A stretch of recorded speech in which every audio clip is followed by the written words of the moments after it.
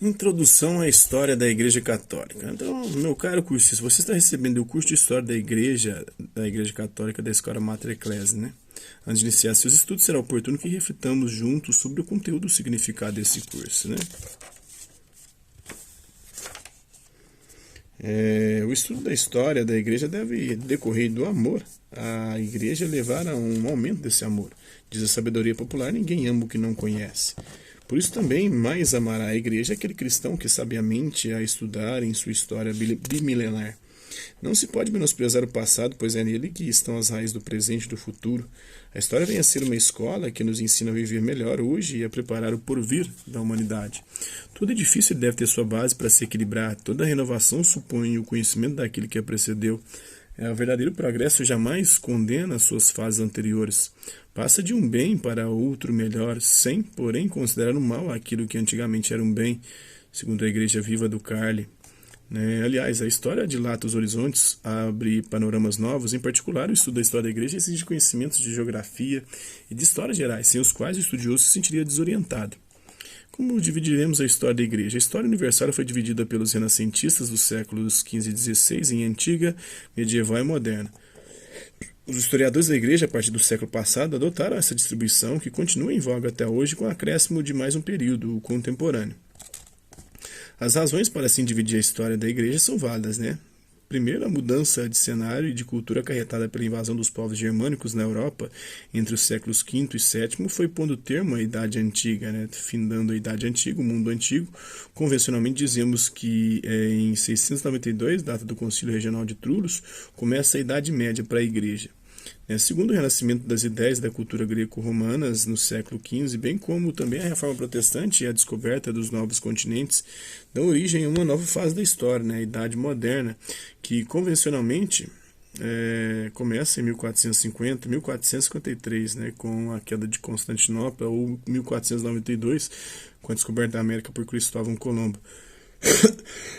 Terceiro, o Tratado Latrão de Latrão, entre a Santa Sé e o governo italiano, assim como os rápidos progressos da ciência e da técnica no século XX, obrigam a assinalar o início de nova idade, que é a contemporânea, em 1929, mas que para a divisão histórica começa no século XIX. Com o seguinte, nós temos história da Igreja Antiga, até o ano de 692, século VII, distinguimos neste período aí duas subfases, até o ano de 313 e de 313 a 692.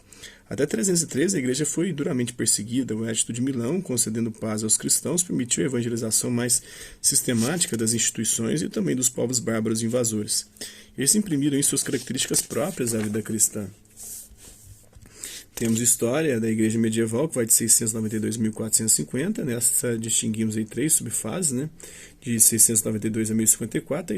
A idade média é ascendente, em ascensão. Esse período é de reconstrução após as invasões dos povos germânicos, visigodos, ostrogodos, burgúndios, francos, os povos...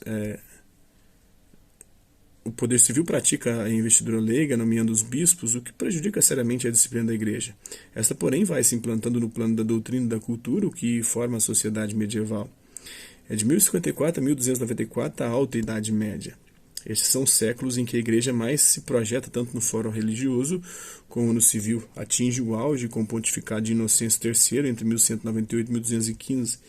E de 1294, 1054 é o cisma do Oriente também, Eles não relatam aqui, mas o cisma, a Igreja Oriental se separa da Igreja Ocidental Católica Romana e vira a Igreja Ortodoxa, De 1294 a 1450, na Baixa Idade Média, a Igreja vai perdendo influência no fórum civil, ao mesmo tempo que se dá o empobrecimento da teologia, da piedade.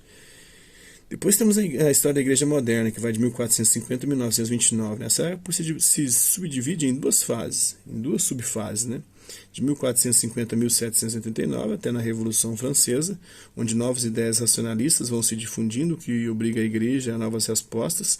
O século XVII é dito o século dos santos, e de 1789 a 1929, na verdade, 1789 marca o início da Idade Moderna, na historiografia.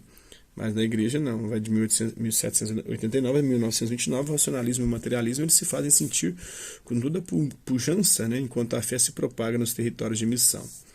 Temos a história da igreja contemporânea, a partir de 1929, desafiada aí por novas situações e correntes de pensamento. A igreja tira da sua atividade, da sua vitalidade, aí, novas expressões de fé. Temos em vista aí o renascimento bíblico, litúrgico, eclesiológico, né? Então, ex-prezado cursista, o que temos a dizer-lhe ao entregar-lhe este curso, queira estudá-lo com vagar e com amor ao verbo divino, né? O Deus vivo que se fez homem, que se fez ser humano e habitou, se fez carne e habitou entre nós, que se encarnou em Maria Virgem para viver no corpo místico da igreja através dos séculos, do Estevão Bittencourt da Ordem de São Bento. Então, tem uma bibliografia aqui e um breve léxico, né? Mas isso aí fica para uma outra oportunidade. Espero que vocês tenham gostado do vídeo, tenham compreendido o conteúdo, que tenha ajudado vocês. Hasta la vista, babies, e até a próxima.